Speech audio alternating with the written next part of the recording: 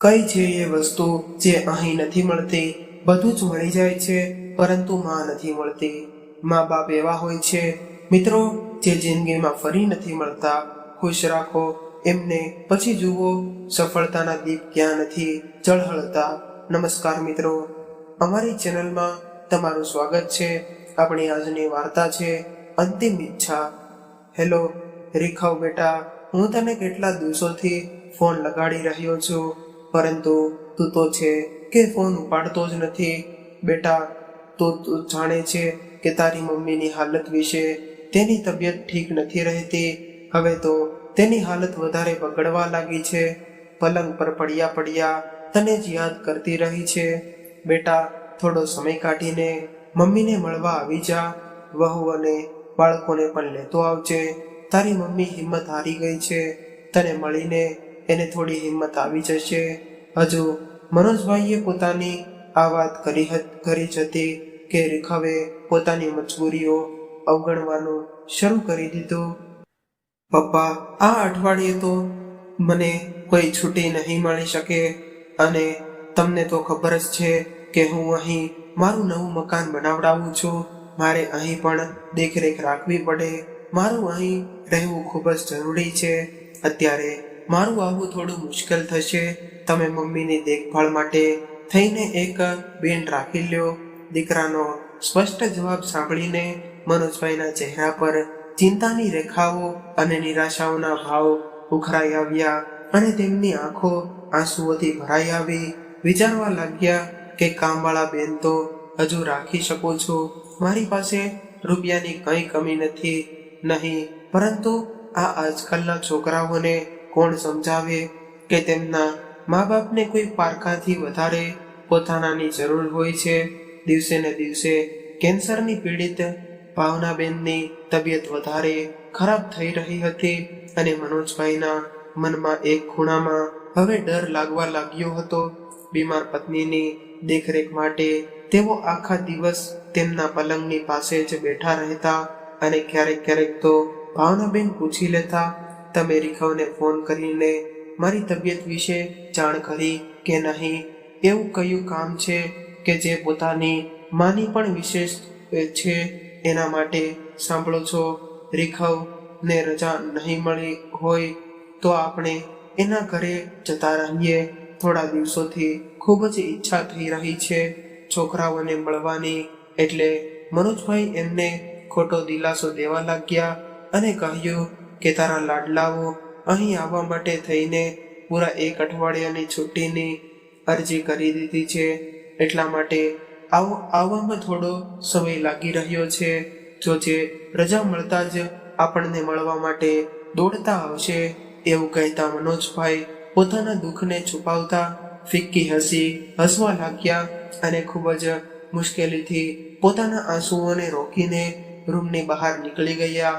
હવે તો ભાવનાબેન પણ સમજી ગયા હતા કે આ બધી વાતો તેમના પતિ તેમનું મન રાખવા માટે કહી રહ્યા છે, નહીતર અમદાવાદ અહીંથી દૂર જ કેટલું છે.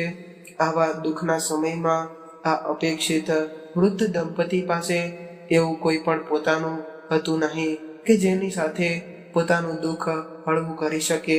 તે બંને એકબીજાને જ દિલાસો આપીને રહી જતા.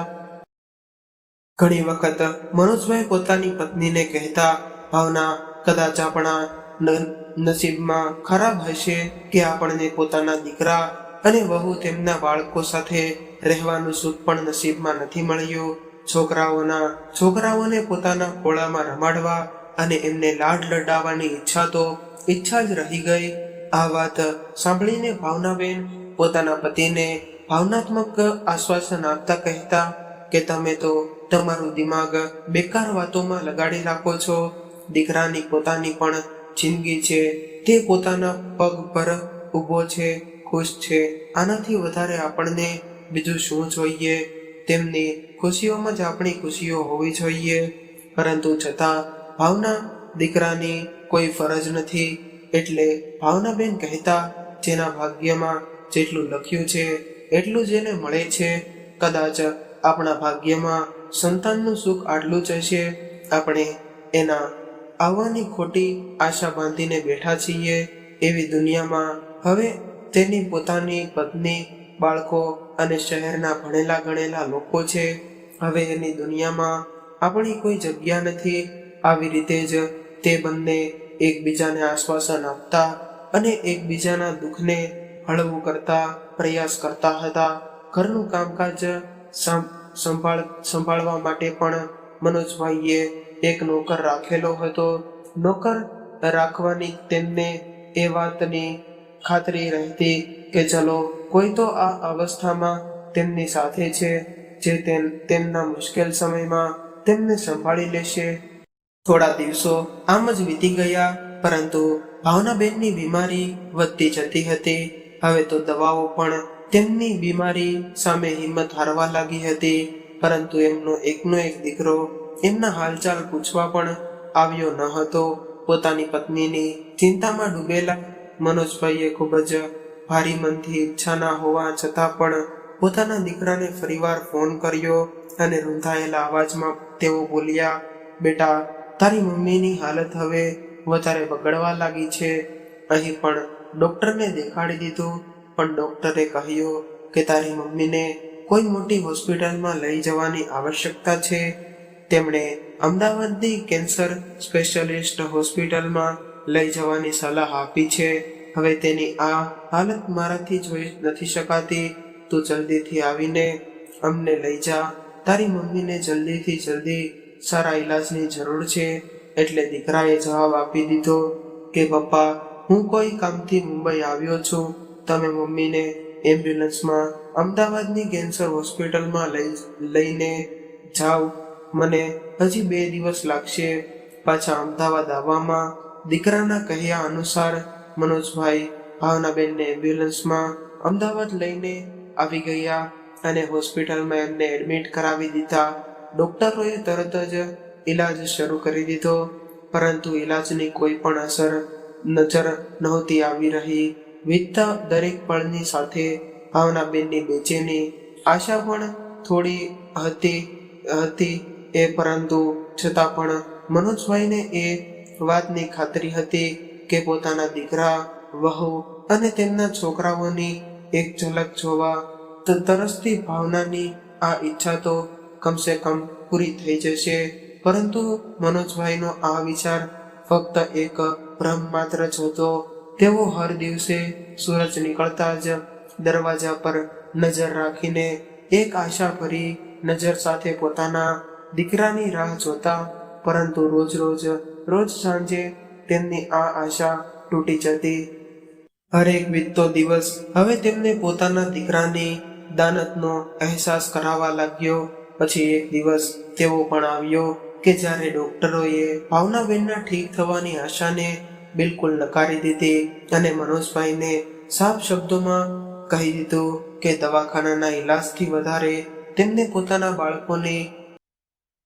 આ સાંભળીને મનોજભાઈ અંદર સુધી ભાંગી પડ્યા અને પોતાની પત્નીનો હાથ પોતાના હાથમાં લઈને દુઃખમાં ડૂબેલા મનોજભાઈ તેમની પાસે બેઠેલા હતા ત્યારે ભાવનાબેને કહ્યું, સાંભળો છો, મને ખબર છે કે હું થોડા દિવસોની જ મહેમાન છું. ખબર નહીં ક્યારે આ પ્રાણ નીકળી જાય. બસ મારી એક આખરી ઈચ્છા પૂરી કરી દો. મને મારા દીકરાથી મળાવી દો. મારા દીકરા અને તેના બાળકોનો ચહેરો ફક્ત એક વખત મારે જોવો છે.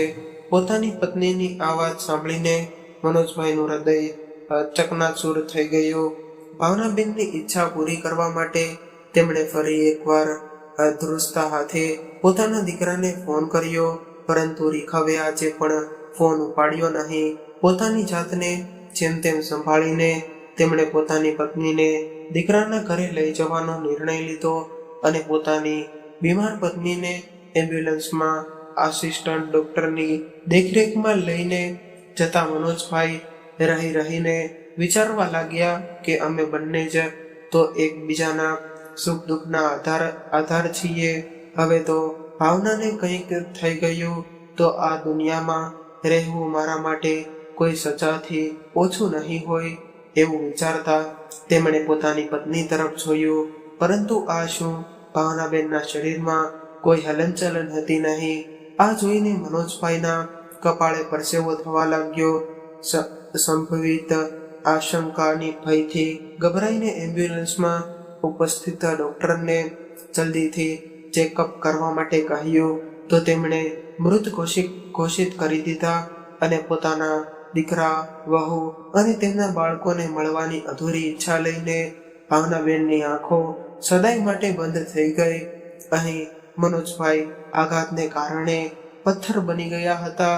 ભાવનાબેનના મૃત્યુએ જાણે તેમનો પણ જીવ નીકાળી દીધો હતો અને પોતાની પત્નીના મૃત શરીરને જોઈને આંસુ વહેડાવવા સિવાય તેમની પાસે બીજો કોઈ રસ્તો હતો નહીં. તેઓ એમ્બ્યુલન્સમાં પોતાના દીકરાના ફ્લેટની બહાર સુધી તો પહોંચી ગયા હતા, પરંતુ જ્યારે દીકરાને મળવાની ચાહત રાખવાવાળી ભાવના જ નથી રહી તો દીકરાના ઘરે જવાનો શું મતલબ, એમ વિચારીને એ જ એમ્બ્યુલન્સમાં પોતાની મૃત પત્નીને લઈને પાછા ગામડા તરફ જતા રહ્યા.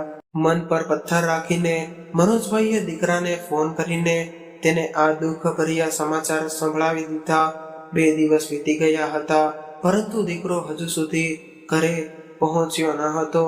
રાહ જોતા જોતા જ્યારે દીકરાના આવવાની આશા તૂટવા લાગી તો મજબૂરીમાં દીકરાની અનુપસ્થિતિમાં જ ભાવનાબેનના અંતિમ સંસ્કાર પણ કરી નાખવામાં આવ્યા. પોતાના ઘરના ફળિયામાં બેઠેલા મનોજભાઈ વારંવાર એ જ વિચારીને દુઃખી થઈ રહ્યા હતા કે ભાવના વગર હવે તેઓ આગળની જિંદગી કઈ રીતે ગુજારશે. આજે એકલતા એમને ખાવા દોડી રહી હતી. વિચારવા લાગ્યા કે ભાવના હતી તો કમસે કમ કોઈ પોતાનું હોવાનું અનુભવતા હતા અને દીકરાના હોવા છતાં પણ તેઓ નિરાધાર જ હતા. તેમના મનમાં વારંવાર આ પ્રશ્ન ઉઠી રહ્યો હતો કે જો ગળપણ આ પીડાનું નામ છે તો આ શું કામ આવે છે? શું કામ બાળકો આ ઉંમરમાં પોતાના મા બાપથી આટલી દૂરી બનાવી લે છે કે તેમને તડપવા માટે અને વૃદ્ધાવસ્થાના કષ્ટ ભોગવવા માટે એકલા મૂકી દે છે. આજે મનોજભાઈની પત્નીનું મૃત્યુ થઈને 5 દિવસ વીતી ગયા હતા, પરંતુ હજુ સુધી તેમના દીકરાઓએ આવવાનું જરૂરી નહોતું સમજ્યું. વિચારવા લાગ્યા કે જ્યારે આજ દીકરાને ભાવના તકલીફમાં જોતી તો ચિંતામાં ડૂબી જતી હતી, પરંતુ પોતાના માતા પિતાને આટલા કષ્ટ આપ્યા પછી પણ તેમના દીકરામાં રત્તીભર પણ પછતાવાની લાગણી ન હતી. મોટા થઈને પોતાના જ બાળકો આટલા સ્વાર્થી અને પથ્થરદિલ કઈ રીતે થઈ જાય છે? મનોજભાઈની આંખો રોઈ રોઈને લાલ થઈ ગઈ હતી. પોતાની પત્નીની આ સમયે મૃત્યુ માનો એમના આંખોના પાણીને સમાપ્ત કરવા લાગી હતી. હવે તો એવું લાગી રહ્યું હતું કે જાણે આ આંખોમાંથી લોહી વહેવા લાગશે. ભાવનાએ તો પોતાના દીકરાને જરાક પણ દુઃખ કે તકલીફનો અનુભવ પણ થવા દીધો ન હતો. તો પછી તે તેની અંતિમ યાત્રામાં કેમ ન આવ્યો? જેની એક માંગ પર ભાવના જાતના પકવાન બનાવી દેતી હતી, જેની જરા કમથી તકલીફ માટે થઈને આસપાસના વૈદ્ય હકીમોને ભેગા કરી લેતી હતી. એને સહેજ જેવી છીંક પણ આવી જતી તો તરત જ તેને ડોક્ટર પાસે લઈ જતી હતી. જ્યાં સુધી પૂરી રીતે ઠીક ન થઈ જતો તેને ચેન પડતો નહીં અને દીકરાની ઈચ્છાને જીભ પર આવવાની સાથે જ પૂરી કરી દેતી હતી. તેણે તો પોતાની મમતામાં ક્યારેય ઉણપ આવવા દીધી ન હતી. એ જ દીકરો એના બીમાર થવા પર તો શું અંતિમ વિદાય પર પણ આવવા માટે સમય ન કાઢી શક્યો? મનોજભાઈ વિચારવા લાગ્યા કે જ્યારે 2 વર્ષ પહેલા રીખવ ગામડે આવ્યો હતો તો મનોજભાઈ અને ભાવનાબેને એની સાથે જવાની વાત કરી હતી. એમની મોડર્ન વહુનો ચહેરો તો પોતાના સાસુ સસરાની સાથે રાખવાની વાત સાંભળતા જ ઉતરી ગયો હતો. ખબર નહીં કે બંને જણાએ એકાંતમાં શું વાત કરી લીધી. બીજા દિવસે જ્યારે તેમની સાથે જવાનો સમય આવ્યો તો રીખવે તાલમ ટોલ કરતા કહ્યું કે પપ્પા, અહીંની આપણી બધી જમીન તો ખરાબ થઈ જશે. અહીંની ખેતીવાડી સંભાળવી પણ જરૂરી છે. એટલા માટે તમે બંને અહીં જ રહો. દીકરાની હામાં હા મેળવતા વહુ પણ બોલી, હા બરાબર કહી રહ્યા છે પપ્પા. આ ગડપણમાં અમદાવાદ શહેરનું પ્રદૂષણ ભર્યું વાતાવરણ તમારા સ્વાસ્થ્ય માટે પણ સારું નથી. ગામડાનું સાફ અને સ્વચ્છ વાતાવરણ જ તમારા બંનેના સ્વાસ્થ્ય માટે ઉચિત રહેશે. અને પછી અમે લોકો તો તમને મળવા આવવાના જ રહીશું ને. મનોજભાઈએ તો એ જ દિવસે દીકરા અને વહુનું મન ભાંખી લીધું હતું. તેમને મનમાં ને મનમાં અહેસાસ થઈ રહ્યો હતો કે હવે પોતાના દીકરાની આશા રાખવી જ બેકાર છે. પરંતુ તે સમયે તો તેમની પાસે પોતાની પત્નીનો આધાર હતો, જે તેમને દરેક મુસીબતમાં આશ્વાસન આપતી હતી. હવે તો એ આધાર પણ ભગવાને તેમની પાસેથી છીનવી લીધો હતો. ભૂતકાળમાં ડોકિયું કરતા મનોજભાઈને વીતેલા સમયની યાદો અતિશય પીડાની અનુભૂતિ કરવા લાગી હતી. આંખોમાંથી પડતા આંસુઓએ તેમના શર્ટના ઉપરના ભાગને ભીનો કરી દીધો હતો. વિચારવા લાગ્યા કે 5 દિવસ પહેલા જ માના મૃત્યુના સમાચાર મોકલી દીધા હતા, પણ દીકરા અને વહુનો કોઈ અતોપતો નથી. આ 5 દિવસના અંતરાલમાં તેમણે એક એક ક્ષણ કેવી રીતે કાપી. તેમની હાલત સાફ દેખાઈ રહી હતી. આસપાસ ભીડભાડ હોવા છતાં પણ મનોજભાઈ આજે એકાકી થઈને પોતાના દીકરાની રાહમાં દમ તોડી રહ્યા હતા. પોતાની પત્નીના જવાનું દુઃખ અને દીકરાની ઉપેક્ષા સહન કરતા મનોજભાઈ અગાસી પર આંટા મારી રહ્યા હતા.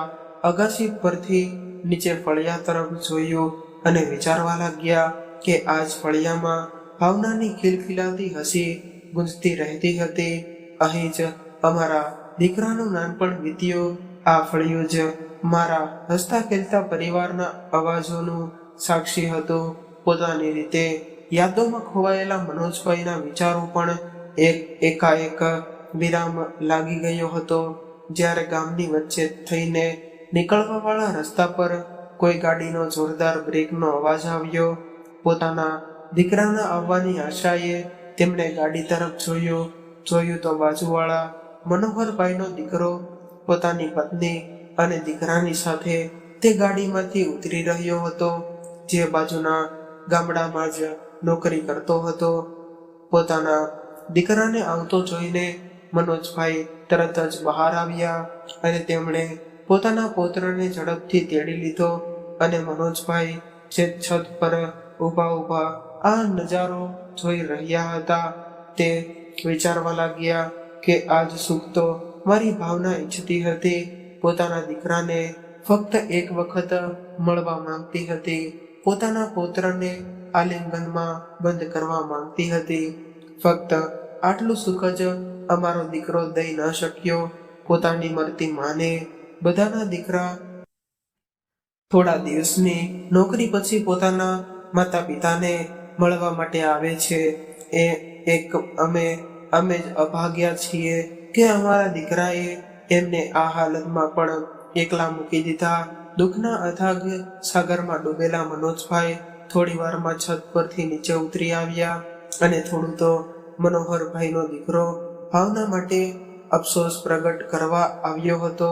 હવે તો મનોજભાઈ જે પોતાના દીકરાના ઉપર પણ તૃણા લાગી રહી હતી, બહાર નીકળીને પોતાના દીકરાના આવવાની આજથી એક વખત ફરીવાર રસ્તા પર નજર કરી તો જોયું કે દૂર દૂર સુધી નીરવ શાંતિ ફેલાયેલી હતી. અને ફરી વખત ધ્રુજતા પગે તેઓ અંદર આવી ગયા અને પોતાની માના 12માના દિવસે જ્યારે રેખવ પોતાની પત્ની અને બાળકોની સાથે ગામડે પહોંચ્યો તો ગામમાં ચારે તરફ આશ્ચર્યચકિત કરવાવાળી નીરવ શાંતિ પ્રસરેલી હતી.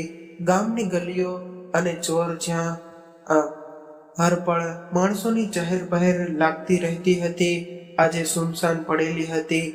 ક્યાંક બાળકો પણ રમતા નજરે નહોતા આવી રહ્યા. જ્યાં સુધી 1-2 ગામના માણસો નજર પણ આવ્યા તો જોયું કે તેમની નજરો એવી રીતે જોઈ રહી હતી કે જાણે તે કોઈ અપરાધી હોય, જેણે ખૂબ જ મોટો અપરાધ કર્યો હોય. એવા તે લોકો ઘરે પહોંચ્યા તો જોયું કે ઘરના આંગણામાં લોકોની ભીડ જમા થયેલી હતી. આગળ વધ્યો તો બધા જ ગામડાવાળાની હેરાની ભરેલી નજરો તેને અપરાધ બોધ કરાવી રહી હતી. અંદર આવીને જોયું તો આંગણામાં તેના પિતાજીને જમીન પર સુવડાવવામાં આવ્યા હતા અને તેમના પર સફેદ કપડું ઓઢાડવામાં આવ્યું હતું. એના પહેલા કે તે કંઈક બોલે તેના પિતાના એક મિત્રએ તેના હાથમાં એક ચિઠ્ઠી આપી દીધી અને બોલ્યા, બેટા, તારા પિતાજીએ તારા માટે લખી હતી. ચિઠ્ઠી આપતા તેમની નજરો રીખવને અંદર સુધી ઝંઝોળી રહી હતી કે એના પિતાએ તેના માટે ચિઠ્ઠીમાં શું લખ્યું છે. એ જાણવા માટે તેણે તેની જ ચિઠ્ઠી ખોલી અને સૌથી ઉપર લખેલું હતું, મારા વહાલા દીકરા, સદા ખુશ રહેજે. મને નથી ખબર કે તને મળવા માટે હું જીવતો રહીશ કે નહીં, અને આમ પણ જીવતો મારો એ જ દિવસે નીકળી ગયો હતો જે દિવસે હર સુખ દુઃખમાં અમારો આધાર એવી તારી માં મને મૂકીને જતી રહી હતી. પરંતુ તું મારો એકનો એક દીકરો, મારે ગળપણનો આશરો હોવા છતાં પણ મારાથી આટલો પારખો થઈ જઈશ. આ વાત મારી સમજથી બહાર છે. તારી માં જેણે તને આટલા લાડ પ્રેમથી ઉછેરીને મોટો કર્યો, તારી એક ઝલક મેળવવા માટે અંતિમ શ્વાસ સુધી તારી રાહ જોતી રહી, પરંતુ તું આવ્યો નહીં. પોતાનું મકાન અને પોતાની નોકરી તને તારી માં કરતાં પણ વધારે જરૂરી લાગી રહી હતી. પોતાની માના હાલચાલ પૂછવા તો ઘણી દૂરથી વાત છે. તું તો તેના અંતિમ સંસ્કારમાં પણ પહોંચી ન શક્યો. ખબર નહીં આટલો પથ્થર દિલ તું કઈ રીતે થઈ ગયો. તે કહેવા માટે તો અમને દાદા દાદી બનાવી દીધા, પરંતુ ક્યારેય પણ અમારા પૌત્ર પૌત્રીને ખોળામાં રમાડવાની એક તક પણ ન આપી શક્યો. મને ફરિયાદ તારાથી નહીં, પરંતુ પોતાની જાતથી છે કે શું કામે હું તારી પાસે આશા રાખી બેઠો. કદાચ અમારા જ ભાગ્યનો વાંક હતો, અથવા તો અમારા દ્વારા કરવામાં આવેલા સંસ્કારોમાં દોષ હતો, જેનાથી તું અમારા ચહેરાની વધતી જતી કરચલીઓ પણ વાંચી ન શક્યો. અમારા હૃદયમાં ઉભરતા દુઃખના ભાવને સમજી ન શક્યો. ચિઠ્ઠી વાંચતા જ રીખવ વચમાં રોકાઈ ગયો. ચિઠ્ઠીમાં અમુક શબ્દો ઝાંખા થઈ ગયા હતા. કદાચ પિતાના આંસુઓએ તે શબ્દો ઝાંખા કરી નાખ્યા હતા. ફરીવાર રૂંધાયેલા ગળે ચિઠ્ઠી વાંચવાનું શરૂ કર્યું. બેટા, મારી ભગવાનને પ્રાર્થના છે કે જે દુઃખ અમને આ અવસ્થામાં સહન કરવું પડ્યું, એવું દુઃખ ભગવાન બીજા કોઈ માતા પિતાને ન દેખાડે. પરંતુ આપણા સમાજમાં આજકાલ વૃદ્ધોની સ્થિતિને જોતા તો એ અનુભવ્યું છે કે મારા જેવા બીજા ઘણા વૃદ્ધ માતા પિતા એવા છે કે જેમને તારા જેવી સંતાનને કારણે નરક કરતા પણ વધારે ખરાબ જિંદગી જીવવી પડી રહી છે. એટલા માટે આ દુનિયા છોડીને જતા પહેલા હું એ લોકો માટે કંઈક કરીને જવા માંગુ છું. મને માફ કરજે, કેમ કે મેં મારી બધી જ જમીન અને આ મકાન વૃદ્ધાશ્રમને દાન કરી દીધું છે. પરંતુ મારી આ દિલથી ઈચ્છા છે કે જેવું તે અમારી સાથે કર્યું છે તેવું તારી સાથે ન થાય. વૃદ્ધાવસ્થા અને એકલતાની વ્યર્થા શું હોય છે એ મારાથી વધારે બીજું કોણ સમજી શકે છે. મારા જીવનના અંતિમ સમયે મેં ખૂબ જ કષ્ટો સાથે વિતાવ્યું છે. આજે હું પોતાના જીવનનો સૌથી મોટો નિર્ણય લેવા જઈ રહ્યો છું.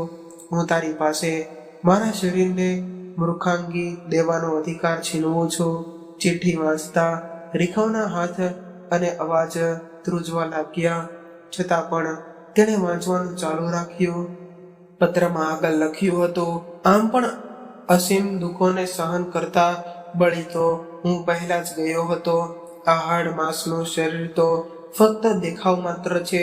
બેટા, તું પોતાની માની અંતિમ ઈચ્છા તો પૂરી ન કરી શક્યો, પણ હું ઈચ્છું છું કે તું મારી આ ઈચ્છાઓનું સન્માન કરતા મારા મૃત શરીરને કોઈ હોસ્પિટલમાં દાન કરી દે, જેથી આ નશ્વર શરીર કોઈ જરૂરતમંદના કામ આવી જાય. બની શકે તો મને માફ કરી દેજે. ચિઠ્ઠી વાંચીને રેખાઓના ચહેરા પર અસીમ દુઃખના ભાવ તરવા લાગ્યા. પોતાના ઘૂંટણ પર બેસીને તેને જોર જોરથી રડવા લાગ્યો. પરંતુ હવે આ પસ્તાવા માટે ઘણું બધું મોડું થઈ ગયું હતું. બહારથી એમ્બ્યુલન્સ નો અવાજ આવ્યો અને તેમના મૃત શરીરને ઉપાડીને લઈ જવા લાગ્યા.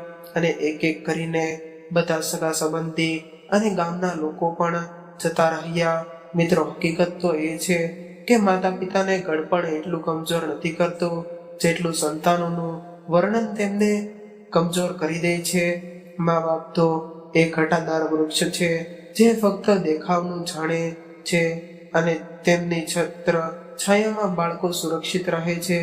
એક મા બાપ જ છે જે તમારી પ્રગતિ જોઈને ખુશ થાય છે.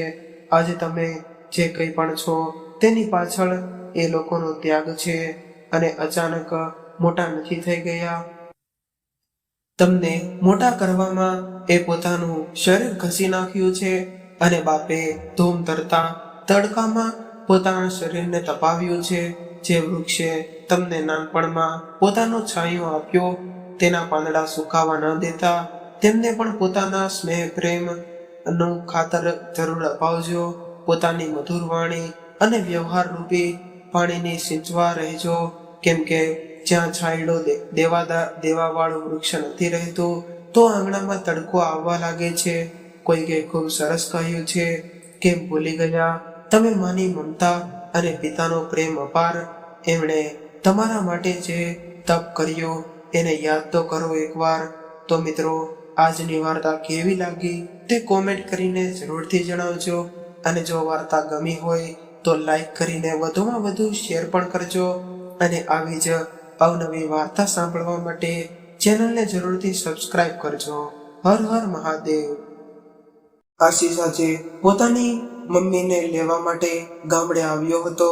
જેમ તેમ કરીને તે પોતાના ગામડે તો પહોંચી ગયો, પરંતુ ગામડે પહોંચ્યા પછી પોતાનું ઘર શોધવામાં જાણે એને માથે પરસેવો વળી ગયો હોય. કેમ કે આશીષ ઘણા વર્ષો પહેલા જ્યારે શહેર ગયો હતો ત્યારથી તેણે પાછું વળીને પોતાના ગામડા તરફ જોયું પણ ન હતું. અને હવે ગામડામાં ઘણું બધું નવું બની ગયું હતું. એટલા માટે એને ઘર શોધવામાં થોડી મુશ્કેલી પડી, પરંતુ ધીરે ધીરે પૂછતા તે જેમ તેમ કરીને પોતાના ઘરે પહોંચ્યો. પરંતુ તે ઘરના દરવાજાને જોઈને ચોંકી ગયો, કેમ કે ઘરના દરવાજા ઉપર તાળું લાગેલું હતું. એને આશ્ચર્ય થયું કે ઘરના દરવાજા પર આખરે તાળું કેમ લાગેલું હશે. તે સમજી નહોતો શકતો કે આખરે મમ્મી ક્યાં જતા રહ્યા. એમને કંઈ જાણ કર્યા પણ નહીં. અને પછી આશીષે મનમાં ને મનમાં વિચાર્યું કે મમ્મી, તમે જાણ તો કરતા પણ કઈ રીતે ખબર નહીં. કેટલા સમયથી તો મેં તેમની સાથે વાત પણ નહોતી કરી. હું પોતાની વ્યવસ્થાને કારણે મમ્મીને એક ફોન પણ નહોતો કરી શક્યો. હવે હું મારી મમ્મીને ક્યાં શોધું? એમ વિચારતા તે ધીરેથી પાડોશીઓના ઘર તરફ આગળ વધ્યો અને એણે દરવાજો ખખડાવીને તેમણે પૂછ્યું કે મમ્મી ક્યાં છે. તેમણે કહ્યું કે આશીષ, તને ખબર નથી, તારી મમ્મી હેમલતાબેનને અહીંયાથી ગયાને 2 મહિના થઈ ગયા છે. હવે આશીષને લાગ્યું કે મમ્મી સાથે વાત કરે મને 2 મહિનાથી પણ વધારે થઈ ગયું છે. તે વિચારી રહ્યો હતો કે હું પણ કેટલો સ્વાર્થી થઈ ગયો છું કે આજ સુધી મેં પોતાની મમ્મીની કોઈ ખોજ પણ લીધી નથી. અને આજે પણ શું કામ? જરૂરત છે એટલા માટે આવ્યો છું, નહીંતર ક્યાં આવી શકવાનો હતો. વિચારતા જ આશીષ પોતાની જૂની યાદોમાં ખોવાઈ ગયો. પપ્પાના અચાનક એક્સિડન્ટ બાદ મમ્મી ઉપર જાણે દુઃખનો પહાડ તૂટી પડ્યો હતો. મમ્મીને પોતાના માતા પિતા સાથે લડાઈ ઝઘડા કરીને 12મા ધોરણ સુધી ભણાવવાનું પૂરું કર્યું હતું, જે આજે તેમના થોડાક કામ આવી ગયું. એટલે પોતાની થોડીક જમીન ખેડવા માટે આપી દીધી અને પોતે ત્યાં જ એક સ્કૂલમાં શિક્ષિકાની નોકરી ચાલુ કરી દીધી હતી.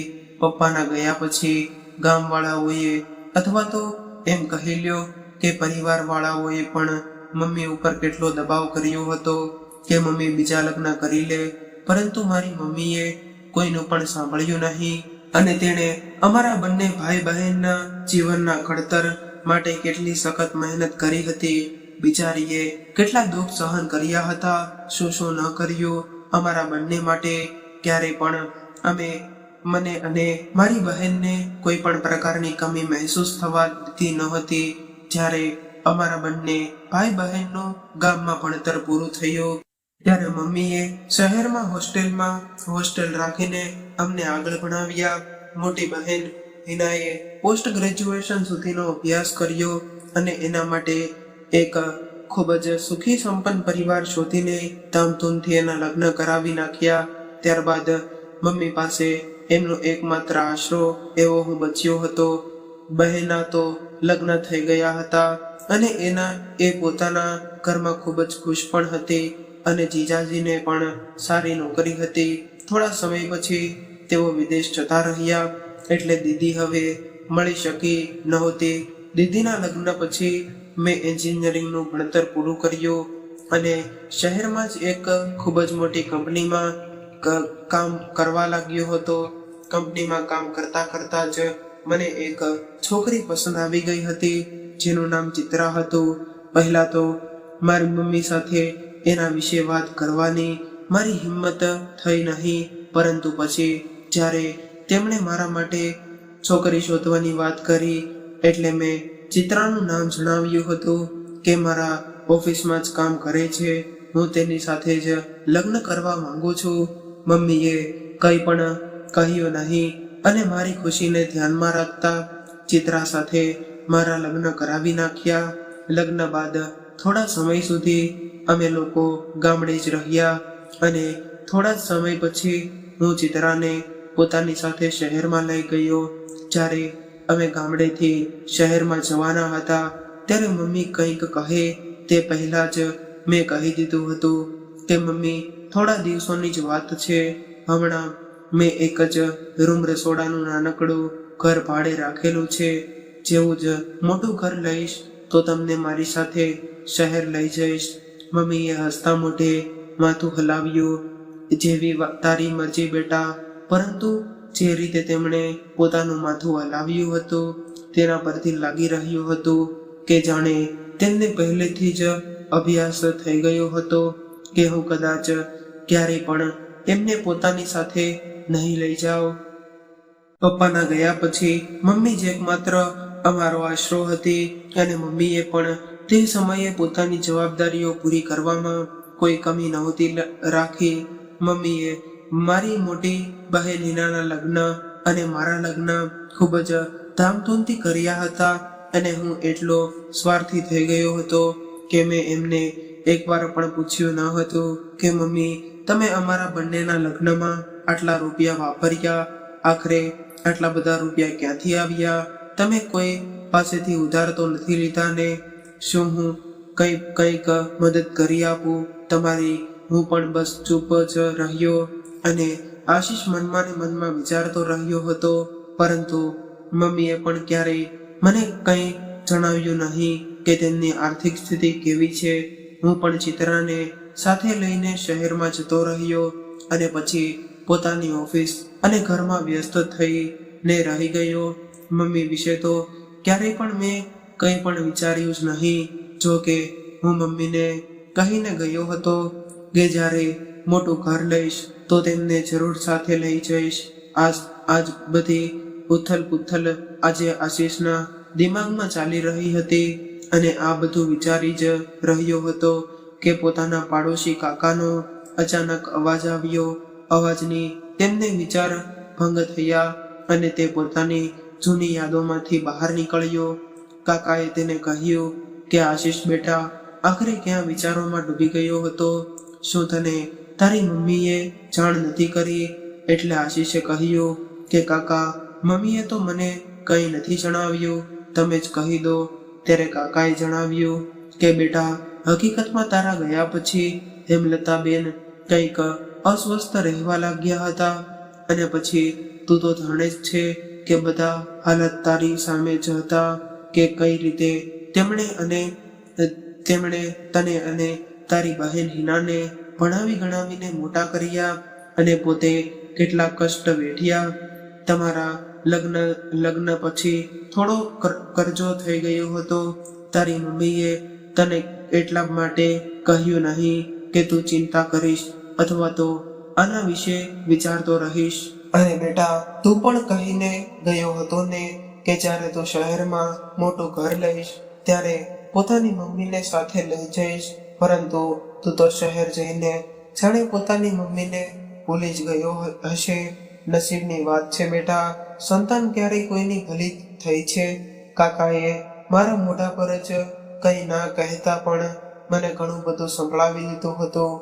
કાકા દ્વારા જ મને ખબર પડી કે મમ્મીએ જ્યારે પોતાની ઉપર વધારે કરજો દેખાવા લાગ્યો તો તેમણે પોતાનું વોલેન્ટરી રિટાયરમેન્ટ લઈ લીધું હતું અને એના દ્વારા જે પણ રૂપિયા આવ્યા હતા તેનાથી પોતાનો બધો જ કરજો ચૂકતે કરી દીધો હતો અને વધેલા રૂપિયા બેંકમાં રાખી દીધા હતા. વધેલા રૂપિયાથી ઘરનો ખર્ચો ક્યાં સુધી ચાલવાનો હતો. તેમણે પોતાના ઘરનો ખર્ચો ચલાવવા માટે કંઈક ને કંઈક તો કરવું જ પડત. તો એટલા માટે એમણે ઘરની આસપાસના બાળકોને ટ્યુશન આપીને પોતાનું જીવન નિર્વાહ કરતા પસાર કરવાનું નક્કી કર્યું. તો એક દીકરાની ફરજ નિભાવી જ ન શક્યો. કાકાએ મને કહ્યું, સાચું જ કહી રહ્યા હતા કાકા. હકીકતમાં મેં દીકરા હોવાથી ફરજ તો ક્યારેય નિભાવી જ ન હતી. મમ્મીને પૂછ્યું જ નહીં કે તમારે રૂપિયા જોઈએ છે અથવા તો તમારી જરૂરિયાતો પૂરી કરવા માટે તમે શું કરો છો.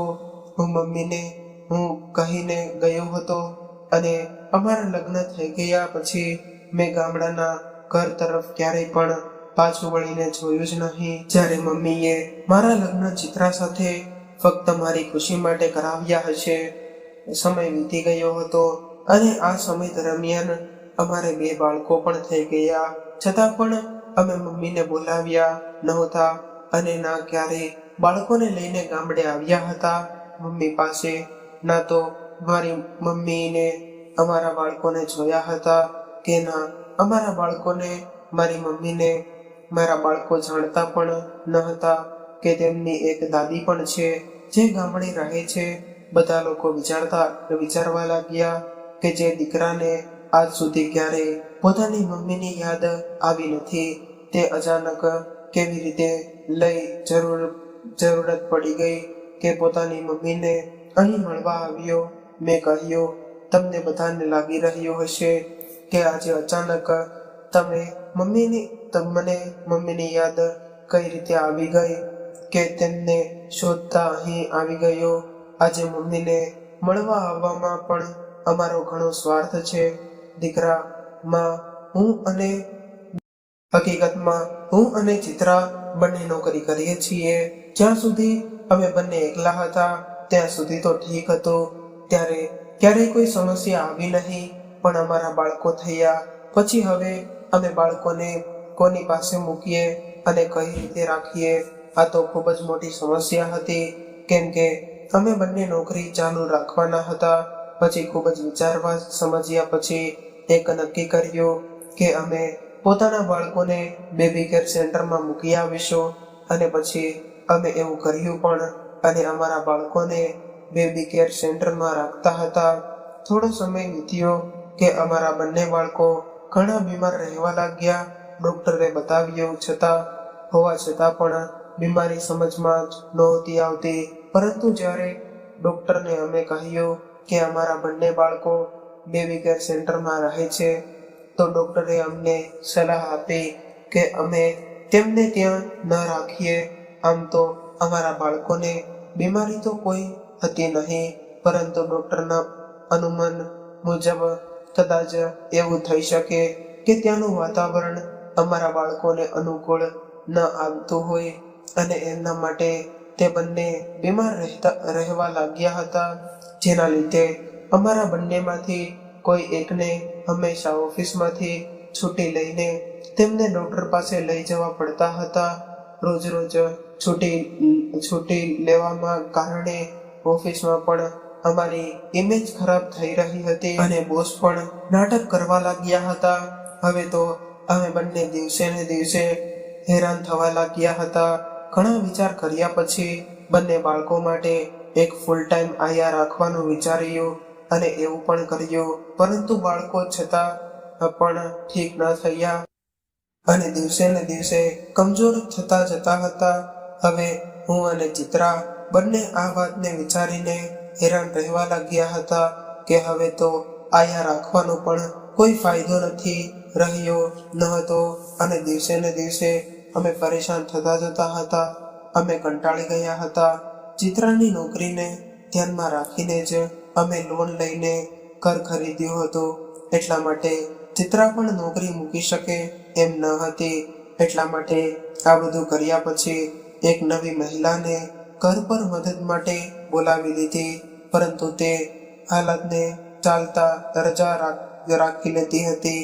એક દિવસ બેઠા બેઠા ચિત્રાના દિમાગમાં વાત આવી કે તમે તમારી મમ્મીને અહીં લઈ આવો, એનાથી એમની ઈચ્છા પણ પૂરી થઈ જશે. પોતાના દીકરાના બાળકો સાથે રહેવાની અને આપણું પણ કામ થઈ જશે. બાળકોની અને ઘરની ચિંતા પણ નહીં રહે. મને એની વાત બરાબર લાગી અને હું મમ્મીને લેવા નીકળી ગયો. મેં તો એ પણ વિચાર્યું ન હતું કે મમ્મી મારા વિશે શું વિચારશે. હજુ તેનું મન વિચારોના સાગરમાં ડૂબકી લગાવી રહ્યું હતું કે ડ્રાઈવરે કહ્યું, સર તમારા કહેવા પેપર એડ્રેસ ઉપર આપણે પહોંચી ગયા છીએ. જોકે મને ગામડેથી ગયે ઘણો સમય થઈ ગયો હતો અને મને ખબર પણ ન હતી કે મમ્મી ક્યાં ગયા છે, પરંતુ પાડોશવાળા કાકાએ જે એડ્રેસ આપ્યું હતું હું વિચારતા ત્યાં પહોંચી ગયો. મને લાગ્યું હતું કે કદાચ મમ્મી કોઈ વૃદ્ધાશ્રમમાં હશે, કેમ કે હું જ એકમાત્ર તેમનો સહારો હતો અને બીજો કોઈ સગા સંબંધી પણ બચ્યા ન હતા. એટલે વિચાર્યું કે મમ્મી વૃદ્ધાશ્રમમાં જ ભરતી થઈ ગયા હશે. પરંતુ જ્યારે હું ત્યાં પહોંચ્યો અને ગાડીમાંથી નીચે ઉતર્યો તો હું જોઈને હેરાન રહી ગયો કે આ તો વૃદ્ધાશ્રમ નથી. અહીં તો ઘણા બધા બાળકો નજરે આવી રહ્યા હતા. આશીષ આગળ વધ્યો તો ત્યાં એક નાનકડો અનાથ આશ્રમનું બોર્ડ લાગેલું હતું. પહેલા આટલા બધા બાળકોને જોઈને આશીષને લાગ્યું જ હતું કે આ કોઈ અનાથ આશ્રમ હશે, પરંતુ હવે બોર્ડ જોઈને તેને ખાતરી થઈ ગઈ હતી. હવે તે ધીરે ધીરે ચાલતો ઓફિસમાં પહોંચ્યો અને ઓફિસમાં જઈને એક કર્મચારીને પૂછ્યું કે અહીં હેમલતાબેન રહે છે. તે મેનેજરે એક દિવસ પહેલા જ અહીં આવ્યો હતો. તેને આ વિશે કોઈ જાણકારી હતી નહીં. જ્યારે આશીષે હેમલતાબેનનું નામ લીધું તો આશીષ તરફ હેમલતાબેન પ્રશ્નવાચક ભાવ સાથે કહેતા જોતો જ રહી ગયો. તે મેનેજર આશીષને કંઈ કહે તે પહેલા જ પાછળથી એક નાનકડો છોકરો દોડીને આવ્યો અને તેણે મેનેજરને કહ્યું, આજે અંકલ આવ્યા છે, તે ટીચર વિશે પૂછી રહ્યા છે. આવો અંકલ, હું તમને ટીચર પાસે લઈ જાઉં. આશીષ તરફ જોતા તે છોકરો બોલ્યો, અંકલ ચાલો, હેમલતા મેડમ પોતાના રૂમમાં હશે, મારી સાથે ચાલો. હું તમને હેમલતા મેડમના રૂમ સુધી મૂકી આવું. તમારે ચિંતા કરવાની કોઈ જરૂર નથી. મને તેમનો રૂમ ક્યાં છે તે ખબર છે. મેનેજર અંકલ કાલે જ આવ્યા છે. તેમને ટીચર વિશે કંઈ વધારે ખબર નથી. તમે મારી સાથે આવો. એટલું કહીને એ છોકરો આગળ ચાલવા લાગ્યો અને હું પણ તેની પાછળ ચાલવા લાગ્યો. ત્યાં જઈને તે બાળકે બહારથી ઈશારો કરીને કહ્યું, અંકલ પેલો રૂમ હેમલતા મેડમનો છે. હવે હું પોતાના ક્લાસમાં જાઉં છું અને મોડું થાય છે, મને મોડું થાય છે. તમે ટીચરને મળી લ્યો. હું દરવાજાને જરાક અમથો ખોલીને અવાજ કર્યા વગર ત્યાં પહોંચ્યો. જ્યારે મેં ત્યાં જઈને જોયું તો મમ્મી રૂમમાં પૂજા કરી રહ્યા હતા. જેવી તેમને પહેલેથી જ આદત હતી કે તેઓ હંમેશા સવારે ઉઠીને પૂજા પાઠ કરતા હતા. અને રામાયણના પાઠ પણ વાંચતા હતા. એવી જ રીતે આજે પણ મમ્મી પૂજા કરી રહ્યા હતા. જ્યારે હું રૂમમાં પહોંચ્યો તો મમ્મી પોતાના રૂમમાં રામાયણના પાઠ વાંચી રહ્યા હતા. હું ધીરેથી બોલ્યો, મમ્મી. મારો અવાજ સાંભળ્યો એટલે મમ્મીએ માથું ઊંચું કરીને મારી તરફ જોયું અને બોલ્યા, અરે આશીષ બેટા, તું ક્યારે આવ્યો? ઘરમાં બધું બરાબર તો છે ને? ચિત્રા અને બાળકો કેમ છે? તે સાથે નથી આવ્યા? આશીષે કહ્યું, બધા બરાબર છે મમ્મી. તમે કેમ છો? અહીં ક્યારે આવ્યા? અમને જણાવ્યું પણ નહીં. તમારા દીકરાથી નારાજ છો ને તમે? મેં તમારી સાર સંભાળ લીધી નહીં. એટલા માટે હેમલતાબેને કહ્યું, બેટા, પોતાના બાળકોથી કેવી નારાજગી? હું તો ફક્ત મારા પતિની જવાબદારી હતી. તારી ઉપર મારો શું હક છે? હક તો તને દેખાતો મારી કોઈ માં પણ છે, અને તે ક્યાં છે ક્યાં નહીં. ક્યારે તો તને મારી યાદ આવી જાત ને, પરંતુ તું તો પોતાના કામમાં એટલો બધો વ્યસ્ત થઈ ગયો કે કંઈ પણ કહ્યું જ નહીં. અને પછી જેને મારા હોવા કે ના હોવાથી કોઈ ફરક પડતો નથી, તો પછી શું ફાયદો કે હું તારાથી નારાજ થાવ? જેની જવાબદારી હતી, જ્યારે તે જ અધૂરી મૂકીને જતા રહ્યા, તો તારી પાસેથી તો મારે શું આશા રાખવાની હશે? મુક આ બધી વાતોને અને એ કહે કે અહીં કઈ રીતે આવવાનું થયું. હેમલતાબેને પોતાના દીકરા આશીષને પૂછ્યું, અચાનક તને પોતાની માની યાદ કેવી રીતે આવી ગઈ? અત્યાર સુધી તો તારી પાસે સમય હતો જ નહીં પોતાની ગૃહસ્થી અને કામમાંથી કે તું એ પણ પૂછી શકે કે મારી માં મરી ગઈ છે કે જીવે છે. તો પછી આજે અચાનક મને શોધતા આટલી બધી દૂર સુધી કેવી રીતે આવી ગયો? જ્યારે તારી પાસે તો ગામડા સુધી આવવાનો પણ સમય ન હતો, તો હવે શું કામ પડી ગયું તારે મારું અને મારી પાસેથી રૂપિયા જોઈએ? તો હું તને પહેલાથી જ કહી દઉં કે હવે મારી પાસે કંઈ પણ નથી. જે કંઈ પણ હતું મેં તમને બે ભાઈ બહેનને નાનાથી મોટા કરવામાં, ભણાવવા ગણાવવામાં અને લગ્ન કરાવવામાં વાપરી નાખ્યું છે. તો જો તું એ આશાએ આવ્યો છો કે તને મારી પાસેથી કંઈક મળશે, તો દીકરા, મારી પાસે તને દેવા માટે હવે કંઈ પણ નથી. થોડા ગુસ્સામાં હેમલતાબેને પોતાના દીકરાને કહ્યું, મમ્મી, આવી રીતે ગુસ્સો ન કરો. એટલે હેમલતાબેન બોલ્યા, હા, ભલે લાયક હોય કે નાલાયક અને કોઈ કંઈ પણ કહી લે, પણ આ વાતથી કોઈ ઇનકાર ન કરી શકાય કે છો તો તું મારો દીકરો જ ને. કોઈ એટલું પણ કહી લે અથવા તો કંઈ પણ કરી લે, રહીશ તો તું મારો દીકરો જ ને. પણ શું ફાયદો આવા દીકરાનો? આશીષે થોડા ધીમા અવાજમાં પૂછ્યું, તમે અહીં કેમ પહોંચ્યા મમ્મી? ત્યારે હેમલતાબેને કહ્યું, હું એક દિવસ છાપું વાંચી રહી હતી તો એક વિજ્ઞાપન જોયું. એમાં લખ્યું હતું કે અનાથાલયમાં બાળકોને ભણાવવા માટે એક શિક્ષકની જરૂર છે. હું જ્યારે ત્યાં પહોંચી અને છોકરાઓને જોયા તો એમણે ભણાવવા માટે હા પાડી દીધી. એટલે જણાવ્યું હતું કે તેઓ જાજુ વેતન તો નહીં આપી શકે. મારું પણ બીજું કોઈ પણ હતું કે જેના માટે મને વધારે વેતનની જરૂર પડે. એટલા માટે મેં પણ તેમને હા પાડી દીધી અને કહ્યું કે હું હમણાં ઉંમરમાં મોટી છું, કાલે કદાચ મને કંઈક થઈ જાય તો શું થશે? જ્યારે મારા પોતાના દીકરા પાસે મને જોવા માટેનો સમય નથી, તો તમે લોકો કઈ રીતે આ વૃદ્ધાનો બોજો ઉપાડશો? ત્યારે તેમણે કહ્યું હતું કે માતાજી, અમે તમારી દેખભાળ રાખીશું, તમને રહેવા માટે રૂમ આપીશું. આજથી તમે અમારી રહેવા માટે જવાબદારી છો. જ્યાં સુધી તમારાથી થઈ શકે તમે કરો, પછી અમે તમારી સંભાળ રાખીશું. આનાથી વધારે સારું બીજું શું થઈ શકવાનું હતું? એટલા માટે હું અહીં રહેવા આવી ગઈ. આશીષે કહ્યું કે બધું તો ઠીક છે મમ્મી, પણ મને પણ તમારી જરૂરત છે. તમે મારી સાથે રહેવા માટે ચાલો. મને ખબર છે કે તમે મારાથી નારાજ છો. જાણે અજાણે મેં તમને ઘણું બધું દુઃખ આપ્યું કે હું એ પણ સારી રીતે જાણું છું કે મારા માટે તમે શું મહેસૂસ કરી રહ્યા છો. મારું અચાનક આ રીતે અહીં આવવું અને મારી સાથે ચાલવાનું તમને કહેવું તમને ગમતું નહીં હોય. નહીં મમ્મી, એટલે હેમલતાબેન બોલ્યા, બેટા દુઃખનું શું છે, સમય દરેક દુઃખને હળવું કરી નાખે છે. મારા મનમાં કોઈ વેરભાવ નથી. તને તારા મારા બાળકો જો હું પણ તમારી મદદ કરવા માંગુ છું. આખરે માત્ર વારસદાર છે. તારા બાળકો મારા વારસદાર છે.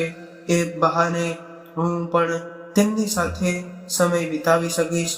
આ તો ખૂબ જ મોટી વાત છે. તો પછી તારી સાથે આવવા માટે મનાઈ શું કામ કરું બેટા? પરંતુ બસ એક વાત જણાવવાની જિજ્ઞાસા થઈ રહી છે.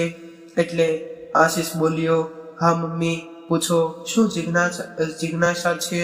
હું તમારી જે જિજ્ઞાસાને પણ તે દૂર કરી દઈશ. એટલે હેમલતાબેન બોલ્યા કે તે સારી વાત છે કે તું મને મળવા માટે અહીં સુધી આવ્યો અને મને લઈ જવા વિશે વિચાર્યું. પરંતુ જ્યારે તારા છોકરાઓ મોટા થઈ જશે અને તારે મારી જરૂરત નહીં હોય ત્યારે શું થશે એ વિચાર્યું તમે લોકોએ. હવે આશીષ પોતાના મમ્મીના સવાલોનો જવાબ આપી ન શક્યો. તે પોતાની પત્ની વિશે વિચારવા લાગ્યો. આ પ્રશ્નનો જવાબ ચિત્રાને જાણ કર્યા વગર આશીષ આપી શકે તેમ ન હતો. એટલા માટે આંસુ સાથે પોતાની મમ્મીને જોતો રહ્યો. હેમલતાબેન તેની પરેશાની સમજી ગયા. તેમણે તેની પીઠ થપથપાવી અને કહ્યું કે કઈ વાંધો નહીં બેટા. આશીષ, અહીં ખુશ છું. તું તારી ચિંતા જ ન કરતો. પોતાની જિંદગી શાંતિથી વિતાવો. મારા આશીર્વાદ હંમેશા તમારી સાથે જ છે. હમણાં મારો ક્લાસ છે બેટા, હું જાઉં છું. એટલું કહેતા જ તે જતા રહ્યા અને આશીષ તેમને જતા જોઈ રહ્યો. આજકાલના જમાનામાં હકીકતમાં સંતાનો કેટલી સ્વાર્થી અને મતલબી થઈ ગઈ છે. આ કોઈ એક પરિવારની કહાની નથી, પરંતુ લગભગ દરેક બીજા કે ત્રીજા પરિવારની આ જ કહાની છે, જ્યાં ગળપણમાં વૃદ્ધોને કંઈક ને કંઈક સહન કરવું પડે છે. જેમાંથી ખૂબ જ ઓછા લોકો હોય છે જે પોતાના માટે કોઈ ઠોસ પગલાં ભરી શકે છે. નહીંતર અડધાથી વધારે માતા પિતા તો એમ વિચારીને ચૂપચાપ બેસી રહે છે કે હવે અમારા જીવનનો શું ભરોસો છે, આજ છે અને કાલ નહીં. બાળકોને પણ કરી રહ્યા છે, જેવી રીતે પણ કરી રહ્યા છે. બધું ઠીક છે, પરંતુ ઘણી વખત સંતાન આ વાતોને ખૂબ જ ખોટો ફાયદો ઉપાડી લે છે.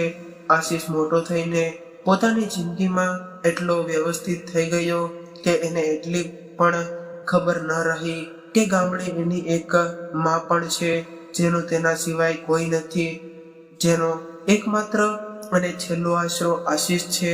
આશીષ શહેરમાં જઈને શહેરની જિંદગી અને પોતાની પત્ની અને બાળકો વચ્ચે રહીને પોતાની મમ્મીના ત્યાગને પૂરી રીતે ભૂલી ગયો હતો કે એક ઘરડીમાં દિવસ રાત તેની રાહ જોઈ રહી છે કે ક્યારે એનો દીકરો એને લેવા માટે આવશે. પરંતુ થાકીને જ્યારે તે માં આશા છોડી દે છે કે હવે મારો દીકરો પાછો આવશે, તો આખરે તે પોતાના માટે એક આશરો શોધી લે જે કમસે કમ જીવનના અંતિમ દિવસોમાં તેને સાથ આપશે અને તે અનાથ બાળકોની સાથે એમનું મન પણ લાગેલું રહેશે. દીકરાના આટલા મોટા દગા પછી પણ માં તેની બધી જ ભૂલોને માફ કરવા માટે પણ તૈયાર હતી. પરંતુ હજુ પણ તેનો દીકરો એ નિશ્ચિત હતો નહીં, કરી શક્યો નહીં કે તે પોતાની મમ્મીના અંતિમ દિવસ સુધી તેને પોતાની સાથે રાખશે. એ ફક્ત ત્યાં સુધી જ રાખશે જ્યાં સુધી એને પોતાના છોકરાઓ માટે એક આયાની જરૂરત છે. આજે પણ આટલા વર્ષો પછી આશીષ પોતાની માને મળવા કે શોધવા માટે નહીં, પરંતુ રૂપિયા વગરની મફતની આયાને શોધવા માટે આવ્યો હતો, જે કોઈ પણ પગાર લીધા વગર બધા જ કામ કરી શકે, જેના પર નિશ્ચિત થઈને તે પોતાના છોકરાઓની જવાબદારી મૂકી શકે અને આ વાત હેમલતાબેન પણ સારી રીતે સમજી ગયા હતા. એટલા માટે તેમણે આવો નિર્ણય લીધો. આશીષની મમ્મીએ જેને નિર્ણય લીધો તે યોગ્ય હતો કે નહીં, તમારું શું મંતવ્ય છે તે કોમેન્ટ બોક્સમાં જરૂરથી જણાવજો. અને જો આજની વાર્તા ગમી હોય તો લાઈક કરીને વધુમાં વધુ શેર પણ કરજો. અને આવી જ અવનવી વાર્તા સાંભળવા માટે ચેનલને જરૂરથી સબસ્ક્રાઇબ કરજો. હર હર મહાદેવ.